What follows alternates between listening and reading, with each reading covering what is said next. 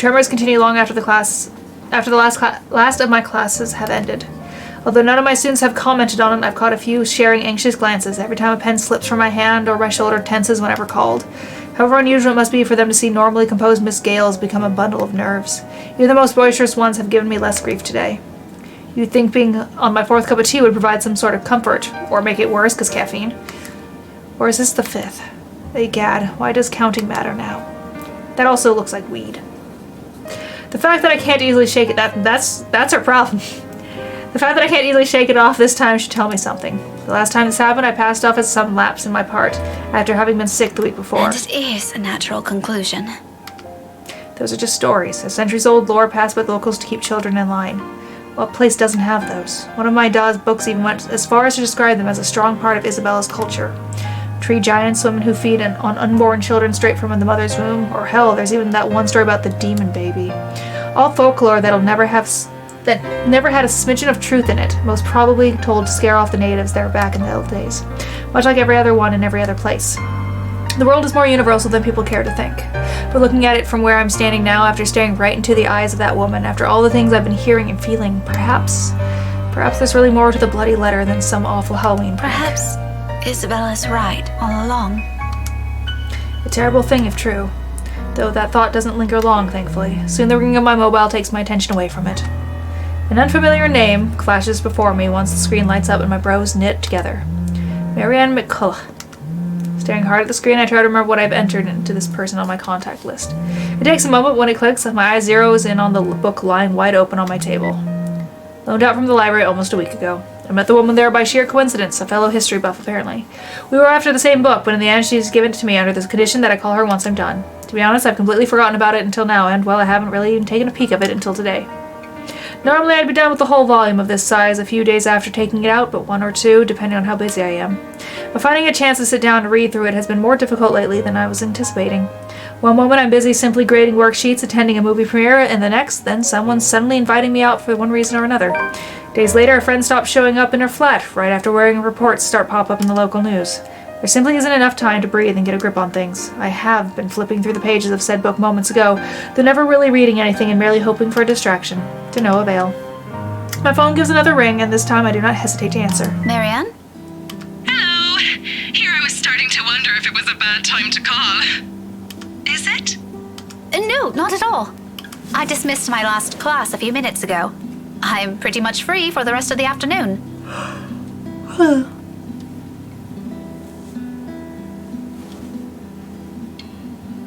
Unless something comes up.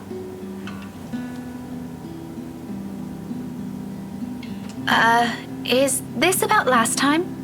The book? Not really. I was hoping to ask you about some other thing. Oh, man. Oh, sure. What about?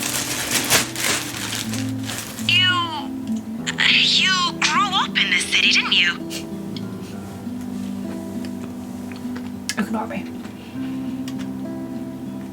It's a peculiar question to ask someone you've just met, but I answer her, nevertheless.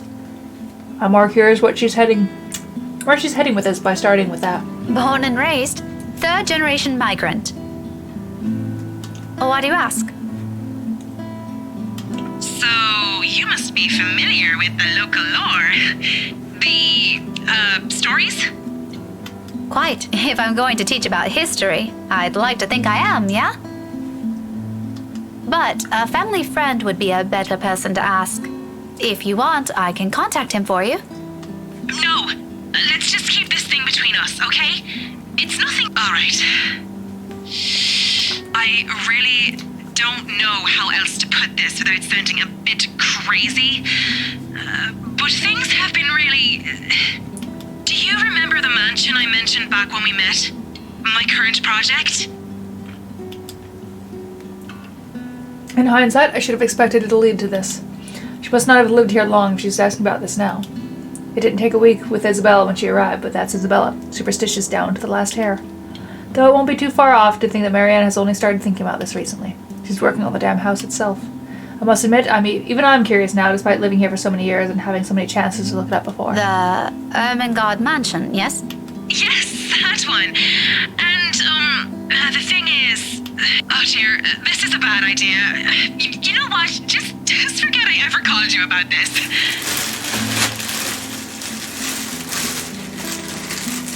It must have been the sunny weather. It's making me sick to see stupid things. No, wait. It's all right. I don't mind.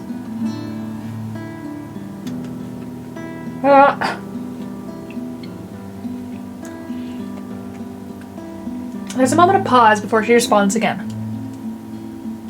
She's right in this. This is a silly thing to talk about, especially between what I assume two people who are pretty grounded in their beliefs with regards to these things. I won't blame her if she hesitates. I can't believe I'm asking you about this. It's fine. Why don't you just think of it as some form of research? Well, all right. But after this, we're going to forget we ever had this talk. My lips will be sealed. Now, what is it about the mansion? Just, what do you know about it? The general gist. The place's past. What happened to the owners? Anything you can give me. Let's see. To start off, I do my best to give her a concise summary, from the time the house was commissioned 400 years ago and who had built it, up to the point it got deserted at the last heir's death and the deed was passed on to the Ermengarde's nearest relatives. Frankly, if it weren't for those urban legends persisting, the house would have already been faded into obscurity long ago. Demolished, even. These are all nothing he probably hasn't heard of before, yet there's a dissatisfaction in her tone once I finish. That's all there really is to it? as far as I know. There's this little bit I forgot to mention about Lady Charlotte Ermengarde's death, but most of those are just theories. Aside from that, this is really everything we've been teaching all these years. Should there be anything more?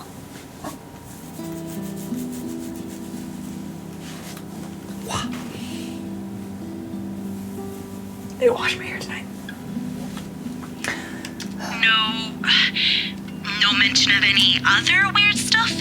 Other crazy stories? Or a letter of some sort? My blood runs cold. So cold I can't speak.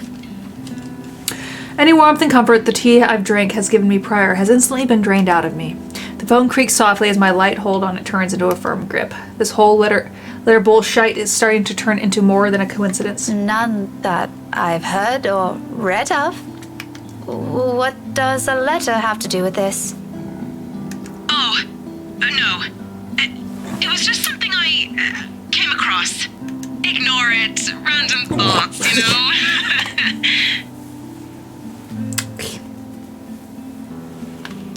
By the way, I need to run. Thanks for answering my questions. She ends the call abruptly with only a clipped goodbye, leaving my mind heavy with even more thoughts. The mood around my classroom has gone considerably denser, in light of what little I've gleaned from that conversation. I've never looked in the journal. Oh wait, I also haven't saved it well. Hold on. Oh no! I loaded. I don't think Marianne's lying about her intent. Her interest is genuine. I'd give her that, but she's left a lot of things out. I get the sense she's only asking because something's happening around her too. And if she hadn't mentioned the letter, I probably wouldn't have made the connection. Just what the hell did we get ourselves into? Curses! Of course, there's still a lot of confusing details in this. All of these are just assumptions. No concrete conclusion to be formed with what we have. And if we want to find out what we're really dealing with, I think Marianne's right. There might be something more to those stories. As absurd as it sounds, the very place that gave us this letter might tell us something beyond what we know. And tomorrow night, I have a few hours of that chance at the housewarming party. Totally not an exciting thought, since the place is privately owned now. I just can't wander around. But it's enough reason to keep the dread at bay as I step out of the room, ready to put an end to this day. However, all those good vibes disappear into thin air when I run head first into Luke. There's really something in this man. Regardless of how much my opinion of him has changed over the span of a few hours, he simply blasts through every good impression people have with him, without care or thought. He doesn't even need to open his mouth, his mere presence does it. In all honesty, I think he's the kind of guy only a mother can love. You're still If here? that. Obviously. Who do you think's standing in front of you? An ass. Oh, come on, Daisy. You've done better than that. Losing your touch? Luke, I don't have time for this. I'm heading home, and your face is the last thing I want to see before I leave. What do you want? Belatedly, I notice his hand. Part relay is almost poised for a knock. At a slight lift of an eyebrow, he quickly drops it aside and turns to Kylie.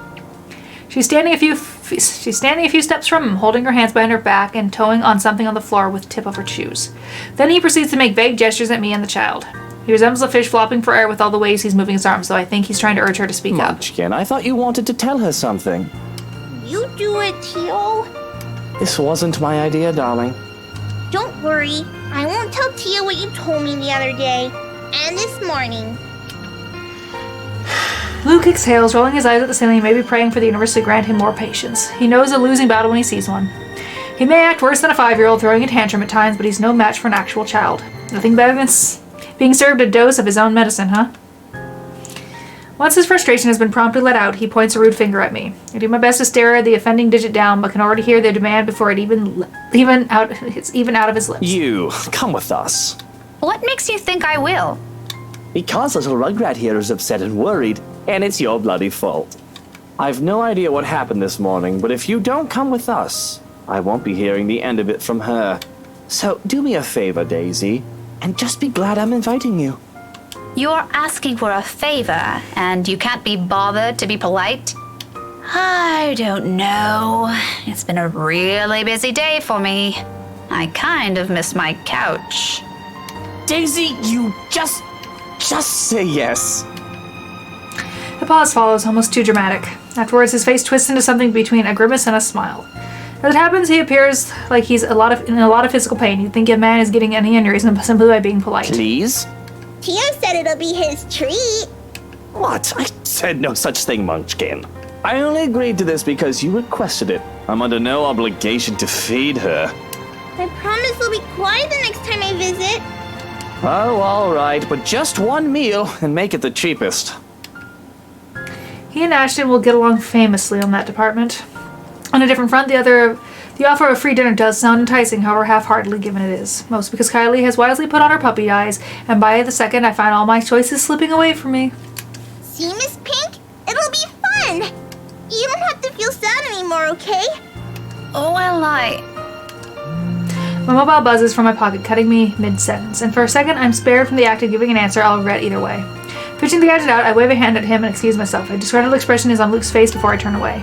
I'd be lying to say it didn't amuse me. He's as eager to be done with this as I am, but what can I do? Checking, a message from Ashton shows up.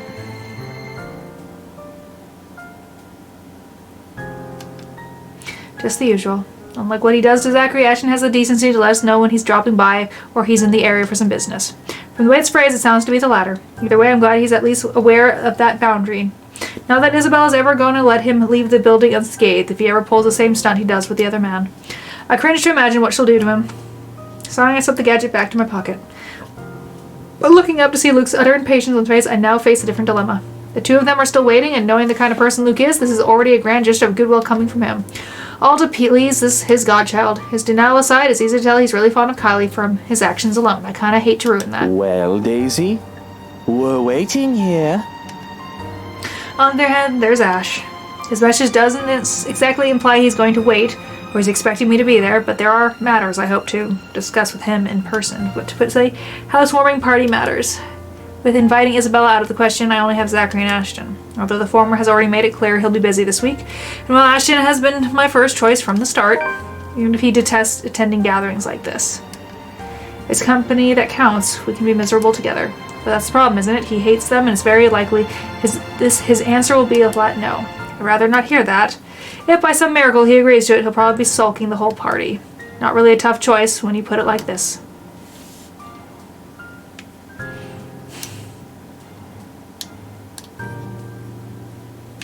Well, that's a hard one.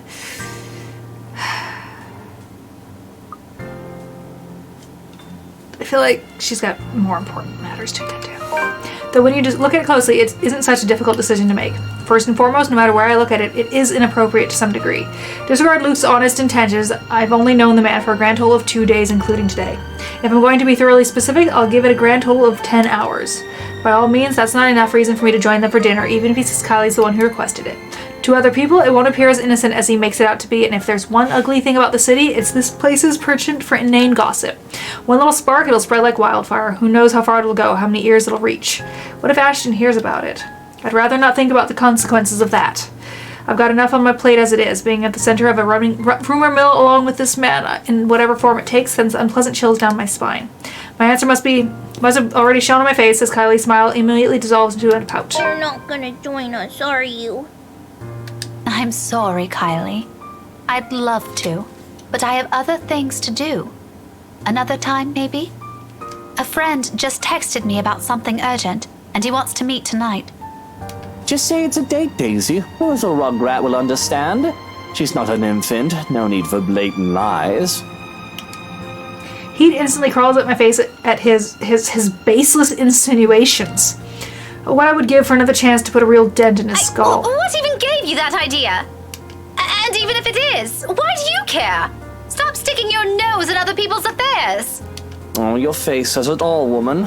You think I won't recognize those longing looks? There isn't a look, you There isn't a look, all right? Sure, whatever helps you sleep at night, Daisy. You already have a story written inside that head of yours, don't you? Oh, please. It's not that interesting. The color of your face does suit you, though. Matches the hair. Well, come on now, Munchkin. I'll just buy you an extra glass of that parfait. With extra strawberries? I'll get you a basket full if you want. As long as you behave. And no complaints if they don't have enough syrup again. Deal? Deal. Have fun with your date, Miss Pink. Luke's already leading the chat away before I can correct her. Upon reaching the end of the hall, however, he doesn't miss the chance to shoot me another one of those infuriating winks. Does he really think women enjoy those? I'd sue him for harassment if I can. Though I must admit the two of them walking away hand in hand is an endearing sight in itself. He says he dislikes the idea of having children of his own, but it's easy to see some part of him generally wants them. What's stopping him? It's something to mull over, along with every other confusing and frustrating thing about this guy. Some other time, though. Ashton's waiting. His car's headlights have been left turned on, illuminating the otherwise empty parking lot. If it's like this is probably going to be a quick visit, although our landlady would probably have a few hundred words to say about this before letting it go. Not many in this complex own a vehicle anyway, to warrant the space's frequent use owing to this area's proximity to downtown Luxbourne. Well, that was a hard sentence for some reason. No one's going to be disturbed if one car stays parked with its lights on for a few minutes. Right now, though, it serves as a pleasant company while I idle inside my own car, thumbing the invitation's fine print, flipping it over and over until the motions become familiar enough. What should I say? How should I say it? There's a very high chance he'll say no, but on the off chance he accepts, what should I do? Fears, doubts, questions I haven't asked before, and more often than not, the anxiety is because of him. 17 years ago, I've been in the same position, a different letter in hand. Somehow nothing has changed. Perhaps he'd noticed how I've always felt about him years ago. I wouldn't be in this predicament. Honestly, he manages to ace all those exams at school without even lifting a finger, and he couldn't figure this out. How dense can he get? But I can't very well wait for another 2 decades just for something as measly as an invitation, can I? It's not like it's going to be a date. Although, frankly, I wouldn't mind if it is. However, that's the wish best reserved for some other time. I won't get anywhere if I just keep thinking about the what-ifs. Gathering all my thoughts and courage, I step out of my car and gingerly make my way upstairs, invitation in hand. Ever since the incident 3 days ago, there's a strange air permeating the atmosphere here. Weighted, but the sort that slowly trickles through you until the burden of it finally bogs you down with some kind of disquiet. The days since have been uneasy, and Isabella's absence from her flat does not help settle it. Every day, coming home somewhat feels like an uphill battle in itself, leaving you spent when you're supposed to be getting some rest. Is Zachary experiencing the same thing? I certainly am. The same wearing slump is also on Ashton's shoulders once I catch a glimpse of him. He's sitting casually on the railing, his back against this metal surface, while reading through a bunch of papers. Each one appears more important than the other, despite me having never read a letter of it. He'll probably head back to the precinct after this, if he's not going to drop by Zachary's for a bit of a shut-eye. No rest for the wicked, but no matter how occupied he seems, he pauses anyway and looks up from his work at the moment he hears my treads. He raises a hand in greeting, and as a small smile spreads across his lips. Exhausted as I am, I can't help but return it to him. What brought you here? He hums something inaudible, neither an answer nor even a vague hint, before he turns his attention back to the paper. For a passing second, I thought he'd ignore or evade the question like every single time I've asked. But then he shuffles the documents back to the binder and sets it aside with a huff. It's sound, more fatigued than I've ever heard from him recently. Either there's simply too many things keeping him busy at once, or his investigation isn't going too well. Maybe even both. Just work. Just work? Do you expect me to believe that? In a way. I didn't think an important contact ditched me and now I'm stuck would make for a cool alibi. Did it work? As if there's going to be any difference. You're still a dafty. Anyway, do you want to come in? But if you're going to hang around for a bit, you better turn those headlights off. My landlady's one hairline away from banning you off this place, you know? Stop taking the piss out of her. She's a nice woman. When she stops taking the piss out of Shirley, maybe I will. You and your bloody car. The first time I've heard of the name, I did a double take. From the way he put it, it was as if he was talking about some woman he met somewhere, surprisingly got along with and grown fond of. It reminded how impossible that is, knowing his lack of interest for people outside our small circle. Honestly, it sent a surge of panic in me. It lasted for days, till he proudly introduced me to his new car. His car. Hey, it's a nice name. Don't laugh at it. You'll hurt her feelings. I'm gonna have to give that offer a pass, though. Nothing unexpected, but admittedly I'm hoping he'll stay for a few minutes. Suddenly asking him to accompany me to some housewarming party is starting to turn into a bad idea. If he can't even be bothered to spare us a second of this time to his friends, what more if he has to stand some hours in a room full of strangers? I need to get going. I just dropped in to check on something and... His words trail off cut mid-sentence of purpose, leaving for me to comprehend the rest of it. At the same time as this shift momentarily towards the door closest to us, Isabella's unit. Eerily quiet now in her absence. The instant his lip curve into a small frown and his shoulders tense, I know work is far from his reason for being here. Being all too aware of that idea alone summons another dull ache straight into my chest. Like every single moment he affords her attention, he can never seem to spare others. While it is a worry better left for a different situation, it twinges the heart nevertheless. Is there a problem? Nothing of note. Abigail just wanted to ask her a few things. It's related to that incident with Cooper. You heard the one. Hold on. She isn't in trouble, is she? No, I don't think so. Not as far as I know. And do you really think Scaredy Cat can do anything like that? It's just an off-the-record thing, okay? Abigail wanted to confirm something. She knows I'm friends with someone working at BRC, so she asked me. Apparently she isn't getting anything from that company, as long as the red tape's in the way. It's nothing urgent, though. She isn't answering her phone again, so I thought I'd check myself. I can wait until she gets home. If she comes home soon. The last time I saw her was 2 nights ago. His demeanor immediately changes. Despite his careful attempts to appear nonchalant, his eyes scream of an unspoken worry. It's almost painful to see how much he tries to hide it, especially in front of someone he has known for years. What?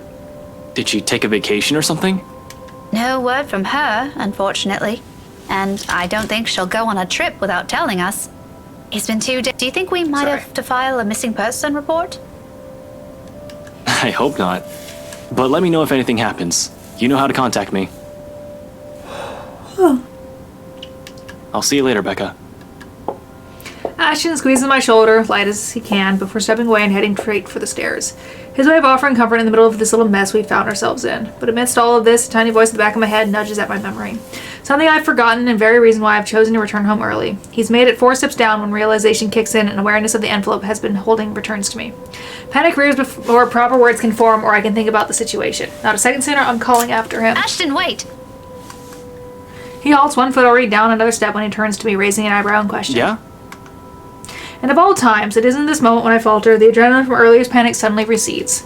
All of a sudden, none of the things I prepared to say will take form, and I'm caught between simply forgetting about this or just blurting it out to him while hoping for the best. Oh, just ask him. There's nothing wrong with trying, I suppose. I'm not going to lose anything if I say no. Which frankly is a very high chance of happening than the opposite, though the thought still doesn't prevent heat from crawling up my face and send my heart racing. It's better to get this over with before my throat closes up and I lose my nerve. Tomorrow afternoon. Do you have time? A small frown is already on his face. I already see where this is going and what he's thinking from that alone. Yet for some molish reason I continue hanging on to that tiny glimmer of hope he'll say yes if I present an argument good enough for him. That depends. Why? Well, you see, Someone sent an invite for a housewarming party, and I thought you might want to. Rebecca, I'd rather stand on the messy end of a gunshot. You know that. I know, it's just you're one of the few people I can count on with things like this. That's cool, I appreciate the thought. But really, Zach's a better companion. Gatherings like that just aren't my cup of tea. It did cross my mind, you know. If he isn't busy with his freelance work, I'd probably ask him too. Actually, you two would have been spared if Isabella was here, but... Why not just skip out on it? The world's not going to end if one guest doesn't show up. Trust me, I'd love to. But I promised Mom I'll be there. Still can't say no, huh? Like you're any better. Besides, the person who sent this is an old friend of Mom and Dad. If it's important to them, why not? Though, who would have thought, huh? The famous Evans heir used to be tutored by my parents. Apparently, we also met before. Wait, who? Evans. Hannah Evans. Well, she's already married. She goes by Hannah Wright now. Remember the couple who bought the mansion Isabella's selling? The same people? As far as I know. Unless I misread their address, or there's another Hannah Wright in this city that we don't know about. Let me see that. Without waiting, he walks closer and takes the invitation off my hands, gently but with the same force of urgency in his voice. I don't know what he finds in it, but his eyebrows draw together as his eyes scan through the little lines of text printed on the small piece of paper. His hold on the envelope tightens with each pass, and by the time he has finished reading, his mouth has formed to a thin line. You never mentioned this. We met just once. Or at least, that's what Mum told me. Honestly, I can't recall anything from it. Otherwise, I would have told you about it. He hums something inaudible under his breath, all while thumping the paper, staring at it as if doing so will offer him... proffer him answers to every unspoken question. I don't know. When gleans nothing from it, he merely folds the envelope back to its form. All right. I'll go with you. What? I'll go with you. That shouldn't be a problem, right? Unless you've already made up your mind about asking Z-Man. No, I told you already the guy's busy. Why would I bother him for this when I can go alone? But what about your own work and... I can make time for this. 3 o'clock, yeah? I'll pick you up an hour or so before. My head reels, less from what this implies, more from how easy all this seems for him. How fast this turns around is. He's already halfway down the stairs when any semblance of sense returns to me, and I can finally string 2 words of protest together. Yet all of it dies on my tongue at the small smile he shoots me. He disappears from view seconds later, his footsteps gradually fading as he descends the stairwell until all I can hear are my own shallow breaths and heartbeat, loud, pounding hard against my chest. It is only after I'm standing alone in my room, minus later, that it sinks in. He has taken the invitation with him, but besides that, more than that, he has also accepted mine. Calling this happiness is a complete understatement. For now, looming thoughts of the mansion that woman lay silent in the back of my head.